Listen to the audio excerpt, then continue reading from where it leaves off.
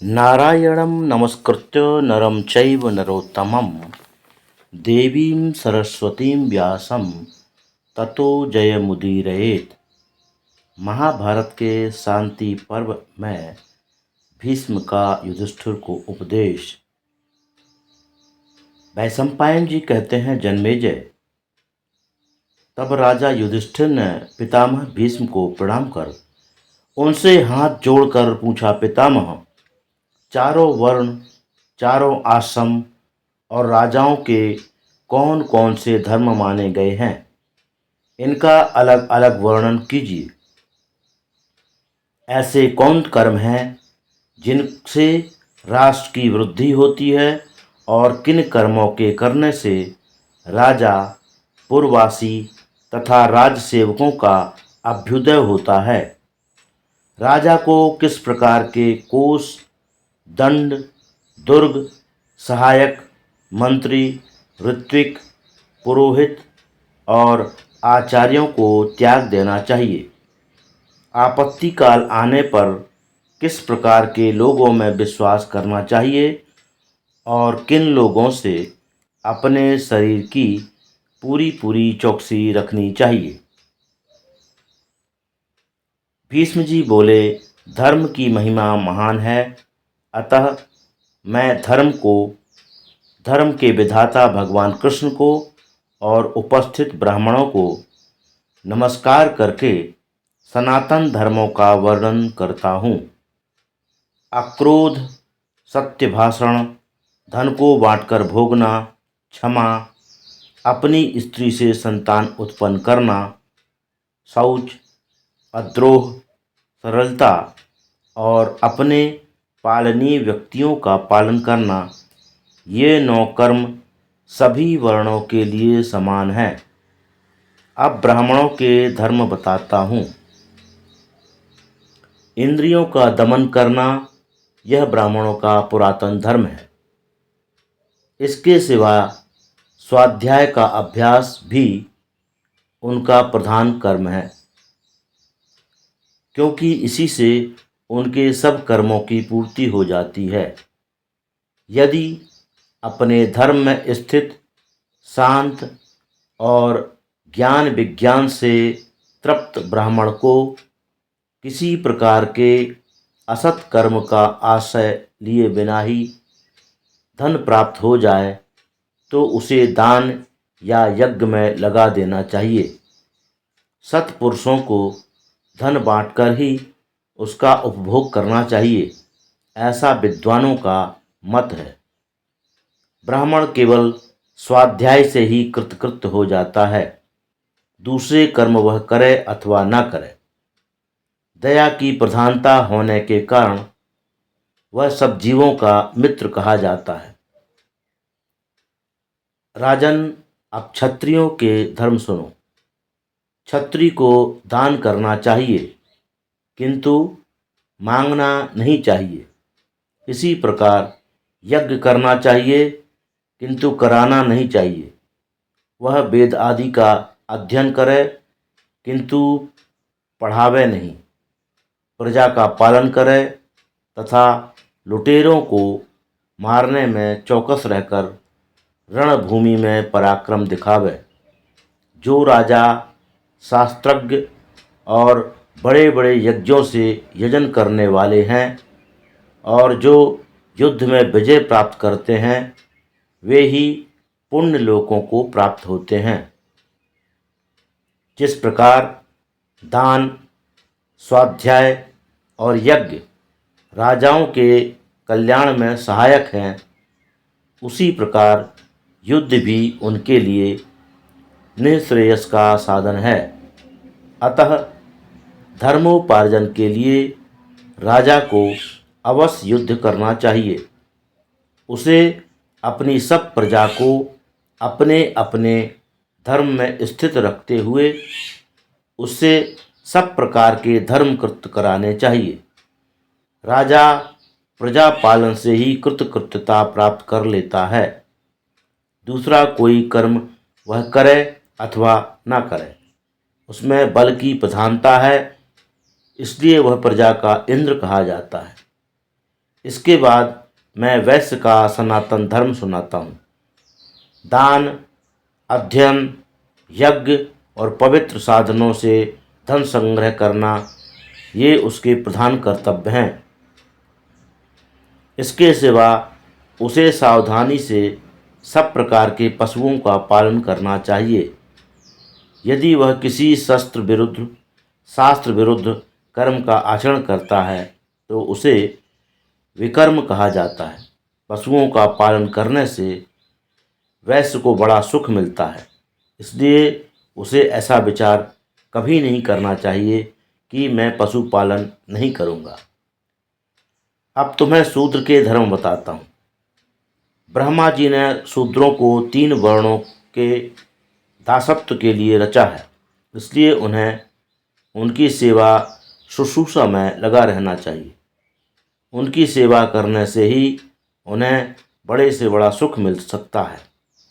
शूद्र को धन संचय कभी नहीं करना चाहिए, क्योंकि धन पाकर वह पाप में प्रवृत्त हो जाता है और अपने से बड़े ब्राह्मण आदि को अपने अधीन रखने लगता है। उसे कोई धार्मिक कृत्य करना हो तो राजा की आज्ञा पाकर वैसा कर सकता है। अब मैं उसकी वृत्ति का वर्णन करता हूँ, जिससे उसकी आजीविका का निर्वाह हो सकता है। तीनों वर्णों को शूद्र का भरण पोषण अवश्य करना चाहिए।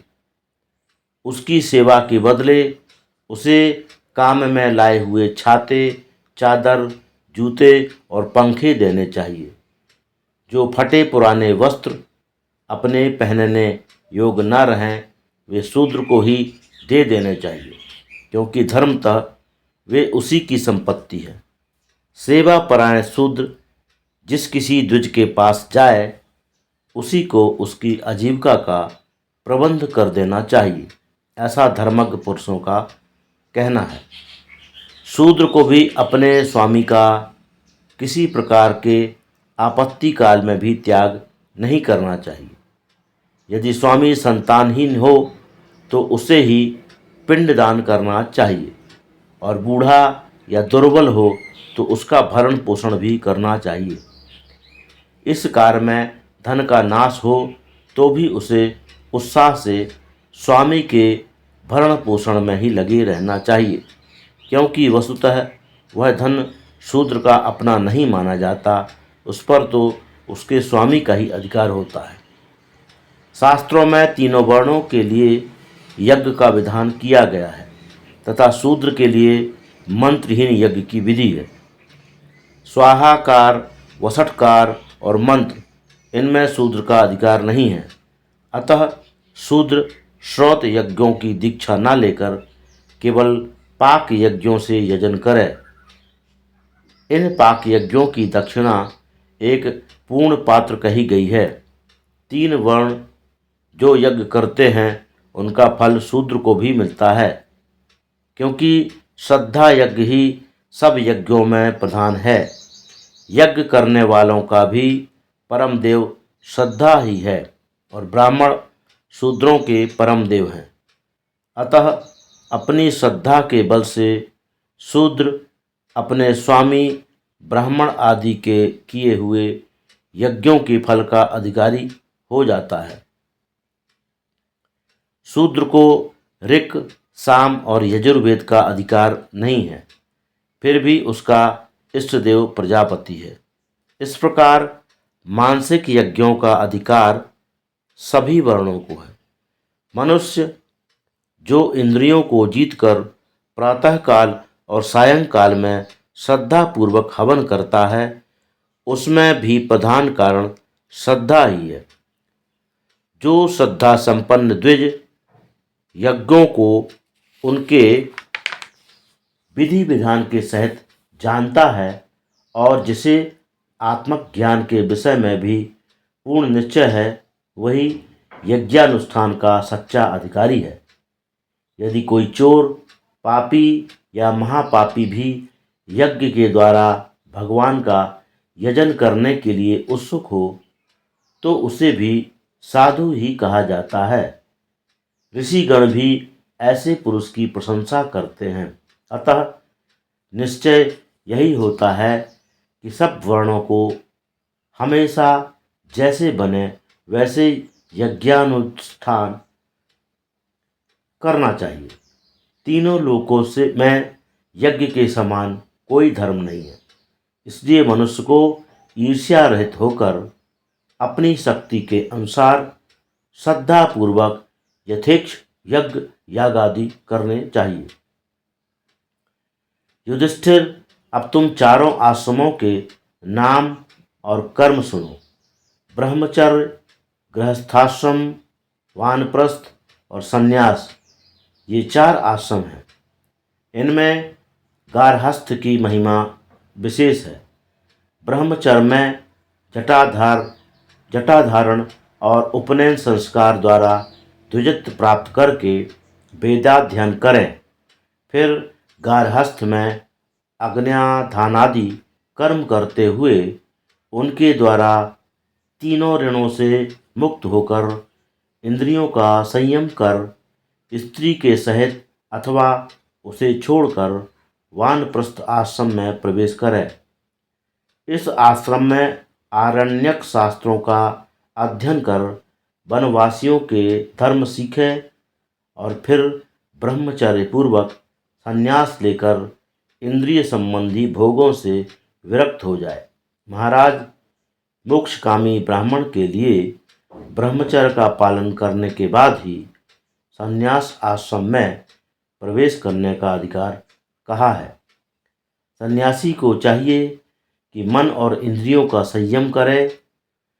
जहाँ सूर्यास्त हो वहीं ठहर जाए, किसी वस्तु की इच्छा ना करे, अपने लिए कोई कुटी न बनवावे और जो कुछ मिल जाए उसी से निर्वाह कर ले।